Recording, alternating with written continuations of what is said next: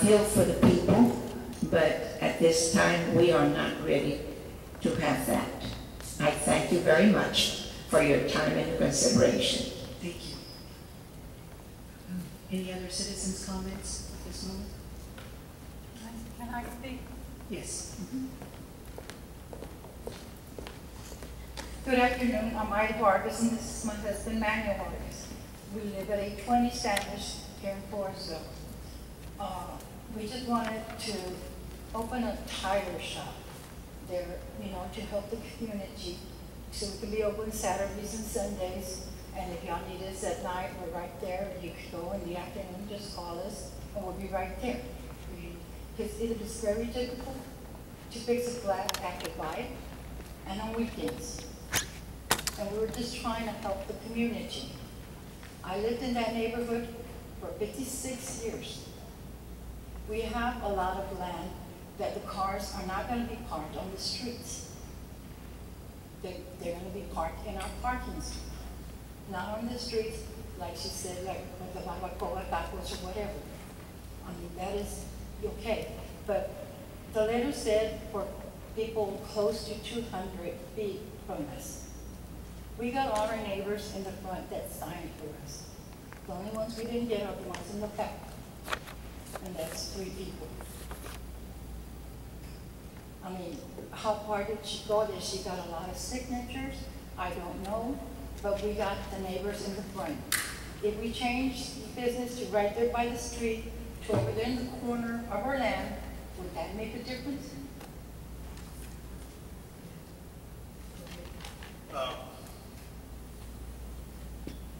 Standish, is that like Mr. Mills' property? And that going down to Goliad goes all the way down to far end, that narrow road all the way down? Yes. Okay. So this wasn't turned into Mindy with all these signatures? No, because Mindy told us we didn't have to do nothing about it. She was going to fight for us. And so the planning board turned you down? Yes. Yes. Okay. Any other questions by the council? Any other citizens' comments? Well, thank you so much. I have something. Comment by Councilman Jimenez. Madam Mayor, may I say a few words? Sure. I went to Mindy Riley and I asked, who are the people that letters were sent to that are within the area there? There were 13 people involved.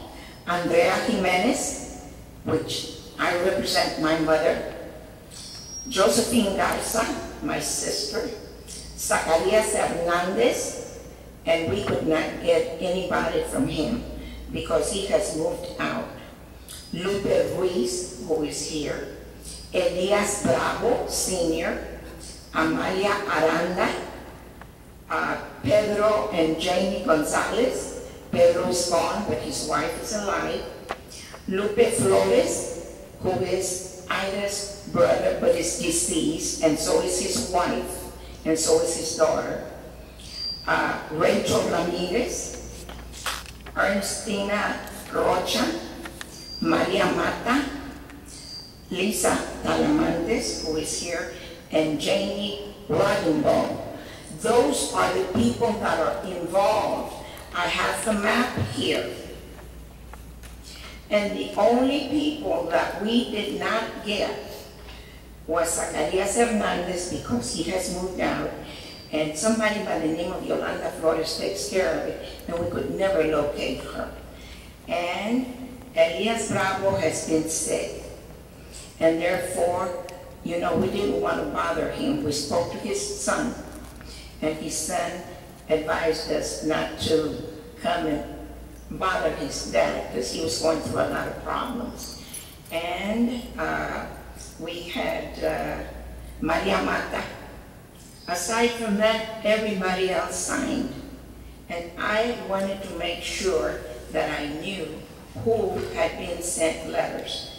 And I got this information from Mindy. And those are the signatures that we have. You know. Councilman Jimenez, I have known Ida for many years, and I'm not against them. It's just that the community is not ready for something like this. So I thank you for your time. Councilman Jimenez, did you have a comment? Yeah, well, one of the comments was that Ms. Riley made them spend some monies on the resurveying tracks, their track, I think, what did you say, they, without even checking, hey, if that's one of the process they had to go through, instead of going through the neighbors and making sure that nobody was wanting it, and he went ahead and spent a good amount of money on that. But the thing is that, you know, what I told him, that's industrial, mainly like industrial work, because doing the tires and stuff, and that I don't know why she had said that it would be okay without checking with the neighbors and everything first. But it didn't go through the planning and zoning, and well, everybody disapproved it. The only one that approved it was Mindy, and you know, they spent some extra monies that they didn't have to spend on. That's what I'm saying. So Mindy's not an approving authority. No, actually, I think the only person according to the charter that can do anything administratively. no, I understand that. So But being when that it- she's not an approving authority, she shouldn't be telling people that it's okay to do things. What we have to do is we have to have a layout for them to do. It is required that P&Z can only review what they have before them, and so they need to have a site plan so that they can review what they're proposing. What is required, and I think Mr. Smith spoke to, is that we have to have people who are within 200 feet of this property that are affected. We would have given them, we would have sent them official letters to invite them to the public hearing, as we are required to do. But what Mindy has to do is let them know what they have to have. And so the site plan that we require is that we have to have a site plan so that planning and zoning knows exactly what they're proposing to do, where the business will be on the sites. One of the things that they did say in the planning and zoning was that they were concerned about the tires, West Niles and the Zika virus, of course, you know, tires are there and stored.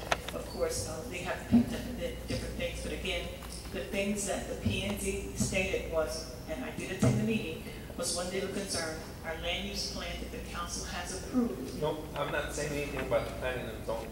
I'm saying that Mindy, when they went to talk to her, they told this gentleman asked about anything, you know, what did they have to do? And she said, don't worry about it. I don't know who she thinks she is, but you know, they got neighbors, and it didn't go through, and it's not going to go through. But this gentleman spent his hard-earned money thinking it would go through on her, on what she said. That's all I'm saying. Okay, thank you. Yeah. Yes, Mr. Gonzalez.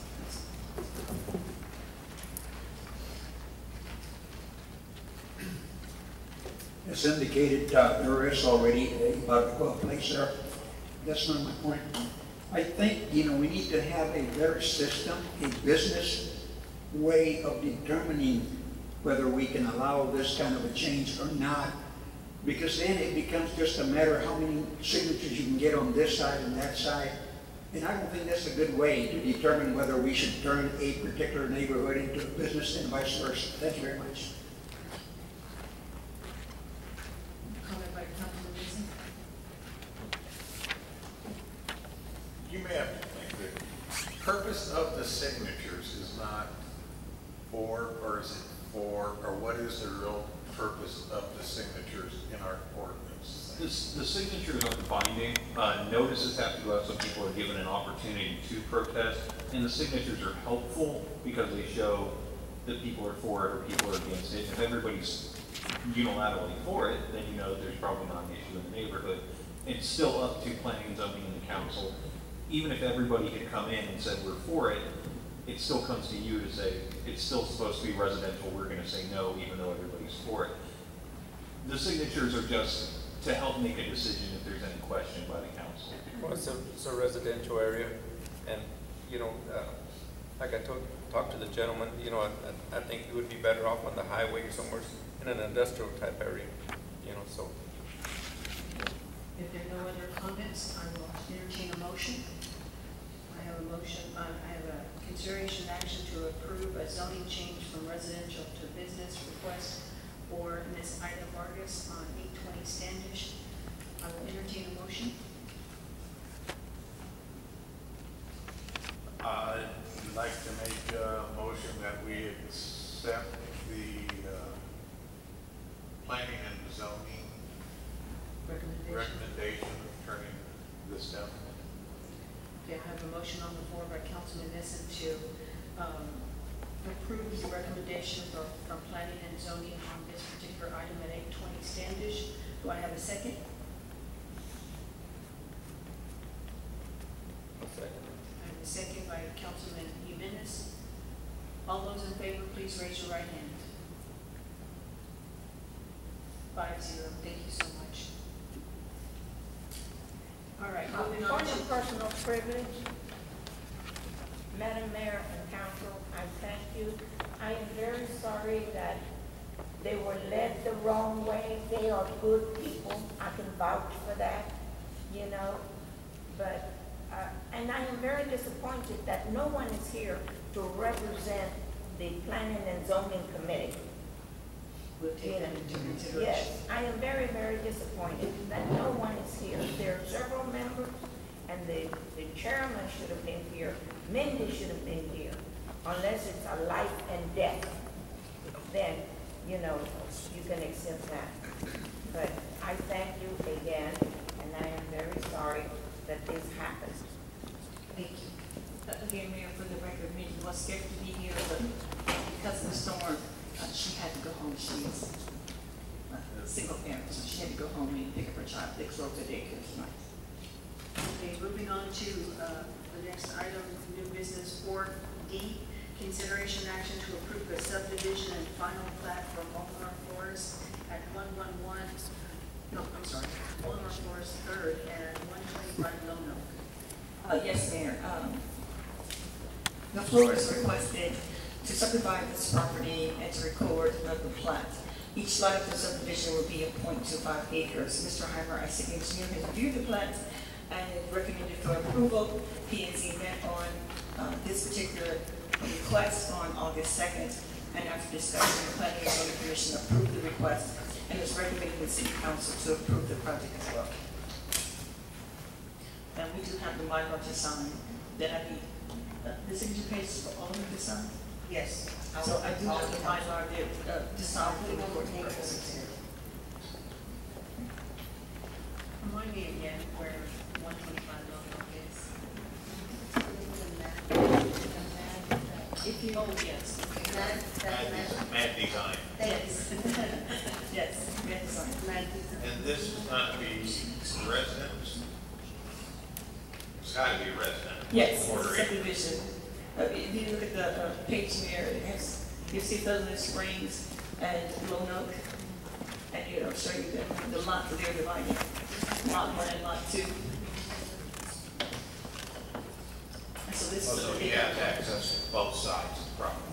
Yes, and this is the final thing they've been up before P&Z before, just so that they can do the actual recording.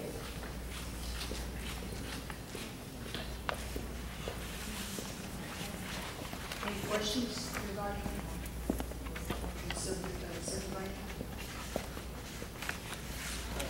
I just want to point out that there was a note that there was much discussion regarding this. Do you have any ideas to what that was? Well, the discussion, of course, I think is what Councilor Neeson said was the access. They wanted to ensure that the property had access. Some of the properties we find are landlocked, and so they want to have access to that. Okay. Any other questions, comments, or citizens' comments pertaining to this? Okay, if there are no other questions or comments, I will entertain a motion to approve a subdivision and final plat for Mullingar Forest the 3rd at 125 Melon Brook. I'll make the motion. I have a motion on the floor by Councilman Jimenez. Do I have a second? I'll second. Seconded by Councilman Silva. All those in favor, please raise your right hand. 4-0. Thank you. And so moving on to item 4F, consideration and action to order the general election on November the 7th, 2017. I wanted to invite the mayor, so I brought it to right now. I have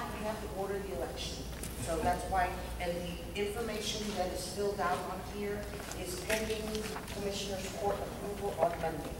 We're gonna try and wait, but I've got a deadline, so I need to do this as soon as possible.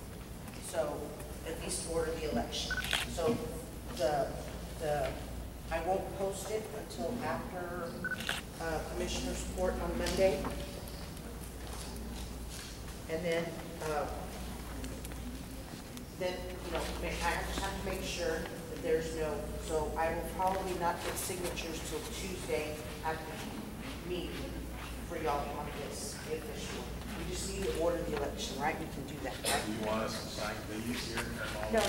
no. I'll have one that you will sign original that I take to the,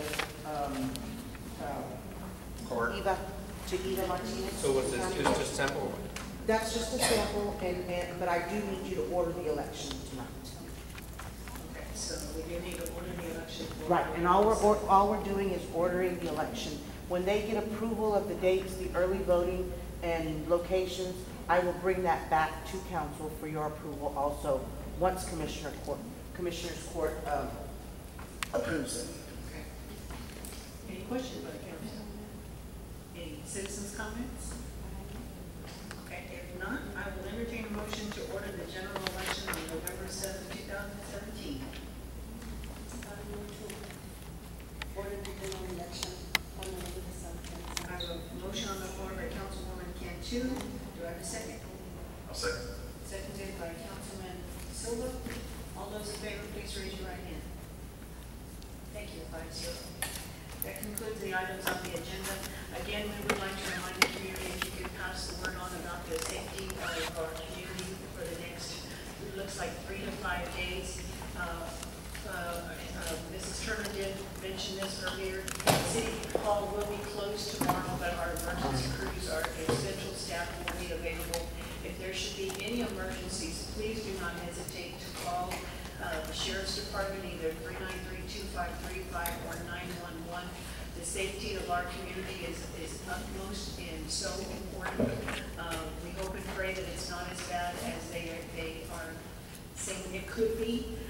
But if you see any situation that you would like the city to look into, our police, our fire, our EMS, as a matter of fact, this center is going to be their command station. And so they will be here to come and get some coffee, get some water, rest a little bit before they go out to the next event. So Lord willing, this will be a very safe weekend for the community. We're all working together, so keep Floresville and all of South Texas in your prayers. And we look forward to seeing you next Tuesday at our budget workshop at 6 o'clock. This meeting is now adjourned. Thank you so much. Amen.